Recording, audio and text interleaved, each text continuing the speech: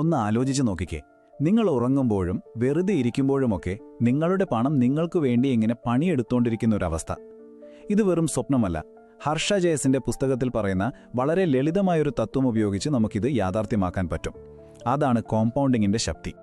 പണം മരത്തിലൊന്നും ഉണ്ടാകില്ല, ശരിയാണ്. പക്ഷേ ശരിയായ സാമ്പത്തിക വിത്തുകൾ നമ്മൾ പാകിയാൽ അതിനൊരു വലിയ മരം പോലെ വളർത്തിയെടുക്കാൻ പറ്റും. ഓരോ വർഷം കഴിയുന്തോറും കൂടുതൽ കൂടുതൽ ഫലം തരുന്നൊരു വലിയ മരം. ഇതാണ് കോമ്പൗണ്ടിംഗ് എന്നതിൻ്റെ ഏറ്റവും ലളിതമായ ആശയം. അപ്പോൾ ഈ പറയുന്ന വലിയൊരു സാമ്പത്തിക മരം വളർത്താനുള്ള ആദ്യത്തെ വിത്ത് അതെങ്ങനെയാണ് നമ്മൾ പാകുക? അത് വളരെ സിമ്പിളാണ്. നിങ്ങളുടെ കയ്യിലുള്ള സമ്പാദ്യം എത്ര ചെറുതാണെങ്കിലും വേണ്ടില്ല, ഇന്ന് തന്നെ തുടങ്ങുക എന്നതിലാണ് ഏറ്റവും വലിയ കാര്യം.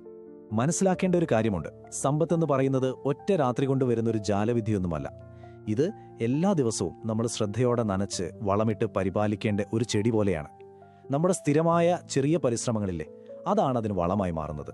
ഓക്കെ, അപ്പോൾ ഈ പറയുന്ന പ്രോസസ്സ് ഉണ്ടല്ലോ, അതിന് 3 സ്റ്റെപ്പുകൾ മാത്രമേ ഉള്ളൂ. 1, സമ്പാദിക്കുക. 2, അതിൽ നിന്ന് ഒരു ഭാഗം മാറ്റിവെക്കുക, അതായത് സേവ് ചെയ്യുക. 3, ആ പണം നമുക്ക് വേണ്ടി പ്രവർത്തിക്കാൻ വേണ്ടി നിക്ഷേപിക്കുക.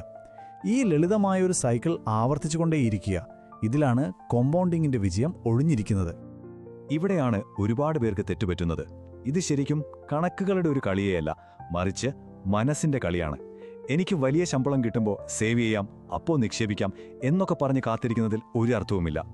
ചെറിയ വരുമാനത്തിൽ നിന്ന് തുടങ്ങാനുള്ള ആ ഒരു അച്ചടക്കമുണ്ടല്ലോ, അതാണ് യഥാർത്ഥത്തിൽ സമ്പത്തുണ്ടാക്കുന്നത്. വിത്ത് പാകിയാൽ മാത്രം മതിയോ? പോരാ.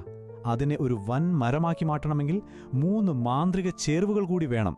എന്തൊക്കെയാണവ എന്ന് നമുക്കൊന്ന് നോക്കിയാലോ? ആ മാന്ത്രിക ചേരുവകൾ മറ്റൊന്നുമല്ല, സമയം, അച്ചടക്കം, പിന്നെ ക്ഷമ. ഈ 3 കാര്യങ്ങളാണ് നിങ്ങളുടെ നിക്ഷേപത്തിന് ചിറകുകൾ നൽകുന്നത്. കൊടുങ്കാറ്റിൽ ഒന്നും സംഭവിക്കാതെ അതിനെ സംരക്ഷിക്കുന്നതും പിന്നെ ആകാശത്തോളം ഉയരത്തിലെത്തിക്കുന്നതും ഈ 3 ശക്തികളാണ്. ഇവ ഓരോന്നും എങ്ങനെയാണ് നമ്മുടെ പണത്തെ അത്ഭുതകരമായി വളർത്തുന്നതെന്ന് നമുക്ക് വിശദമായിട്ട് തന്നെ നോക്കാം. സമയത്തിന്റെ ശക്തി എന്താണെന്ന് മനസ്സിലാക്കാൻ അമിതിന്റെയും രോഹിത്തിന്റെയും ഈ കഥയൊന്ന് കേട്ടുനോക്കൂ. 25-ാം വയസ്സിൽ വെറും 1000 രൂപ വെച്ച് എല്ലാ മാസവും നിക്ഷേപം തുടങ്ങിയ ആളാണ് അമിത്.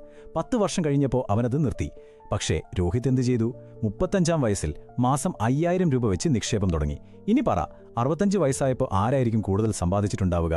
സംശയം വേണ്ട, അമിത്. കാരണം എന്താ? അമിതിന്റെ പണത്തിന് വളരാൻ 10 വർഷം അധികം കിട്ടി.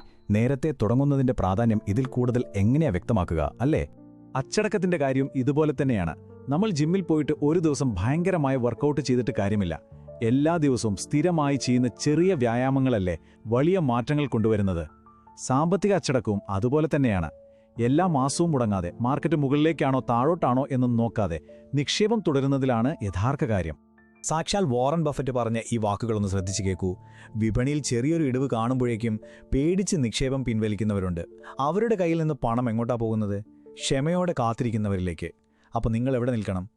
കോമ്പൗണ്ടിംഗ് എന്ന് പറയുന്നത് ക്ഷമയുള്ളവരുടെ കളിയാണ്. അപ്പോൾ കോമ്പൗണ്ടിങ്ങിന് സമയം, അച്ചടക്കം, ക്ഷമ ഇത് മാത്രം മതിയോ? പോരാ.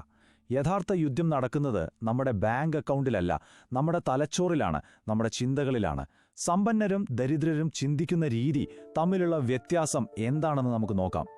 സമ്പന്നമായ ചിന്താഗതിയുള്ള ഒരാൾ പണം ഉണ്ടാക്കിത്തരുന്ന ആസ്തികൾ, അതായത് അസറ്റ്സ് വാങ്ങാൻ ശ്രമിക്കും.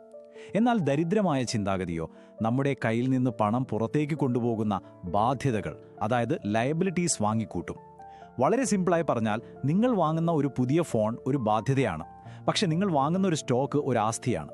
ഒന്ന് ആലോചിച്ച് നോക്കൂ, നിങ്ങളുടെ പണം എങ്ങോട്ടേക്കാണ് പോകുന്നതെന്ന്. ശരി, ഇനി നമുക്ക് കുറച്ച് പ്രായോഗിക കാര്യങ്ങളിലേക്ക് വരാം. കോമ്പൗണ്ടിംഗ് എന്ന വലിയ മരത്തെ മുളയിലെ നുള്ളിക്കളയാൻ സാധ്യതയുള്ള ചില സാധാരണ തെറ്റുകളുണ്ട്. ആ അപകടങ്ങൾ എന്തൊക്കെയാണെന്ന് നമ്മൾ തിരിച്ചറിയണം. ഈ കാണുന്ന ഓരോ പോയിന്റും നിങ്ങളുടെ സാമ്പത്തിക ഭാവിയെ തകർക്കാൻ ശേഷിയുള്ള ഓരോ കെണികളാണ്. മാർക്കറ്റ് ഇടിയുമ്പോൾ പേടിച്ചു വിൽക്കുന്നതും എല്ലാവരും വാങ്ങുന്നത് കണ്ട് അത്യാഗ്രഹത്തോടെ വാങ്ങുന്നതും നിങ്ങളുടെ യാത്രയെ വഴിതെറ്റിക്കും. സ്വന്തമായി ഒന്നും പഠിക്കാതെ മറ്റുള്ളവർ ചെയ്യുന്നത് കണ്ട് അതുപോലെ ചെയ്യുന്നത് അപകടത്തിലേക്ക് മാത്രമേ നയിക്കുകയുള്ളൂ. എല്ലാ മുട്ടകളും ഒരേ കുട്ടയിൽ വെക്കരുത് എന്നൊരു പഴഞ്ചൊല്ല് കേട്ടിട്ടുണ്ടല്ലേ? അതുതന്നെയാണ് വൈവിധ്യവൽക്കരണം അഥവാ ഡൈവേഴ്സിഫിക്കേഷൻ. അതായത് ഒരു മേഖലയിൽ എന്തെങ്കിലും പ്രശ്നം വന്നാലും മറ്റുള്ളവ നിങ്ങളെ സംരക്ഷിക്കും. നിങ്ങളുടെ നിക്ഷേപങ്ങളെ സ്റ്റോക്കുകൾ, ബോണ്ടുകൾ, റിയൽ എസ്റ്റേറ്റ് അങ്ങനെ പലതിലായി വിഭജിക്കുക. ഇതിലൂടെ നഷ്ടസാധ്യത നമുക്ക് വലിയ രീതിയിൽ കുറയ്ക്കാൻ പറ്റും. ഇതൊരു ഉദാഹരണം മാത്രമാണ് കേട്ടോ. ഇത്രയൊക്കെ കഷ്ടപ്പെട്ട് കോമ്പൗണ്ടിങ്ങിലൂടെ നമ്മൾ സമ്പത്തുണ്ടാക്കുന്നതിന്റെ യഥാർത്ഥ ലക്ഷ്യം എന്താണ്? ഒരുപാട് പണമുണ്ടാക്കുക എന്നത് മാത്രമാണോ? അല്ല, അതിനേക്കാളൊക്കെ വലിയൊരു സമ്മാനം നമുക്ക് കിട്ടാനുണ്ട്. വിജയകരമായ കോമ്പൗണ്ടിങ്ങിന്റെ ഫലമായി നമ്മൾ നേടുന്നതാണ് പാസീവ് ഇൻകം.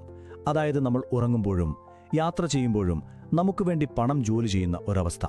ഇതാണ് യഥാർത്ഥ സാമ്പത്തിക സ്വാതന്ത്ര്യത്തിലേക്കുള്ള താക്കോൽ. യഥാർത്ഥ പ്രതിഫലമെന്ന് പറയുന്നത് കോടികളല്ല, മറിച്ച് തിരഞ്ഞെടുക്കാനുള്ള സ്വാതന്ത്ര്യമാണ്.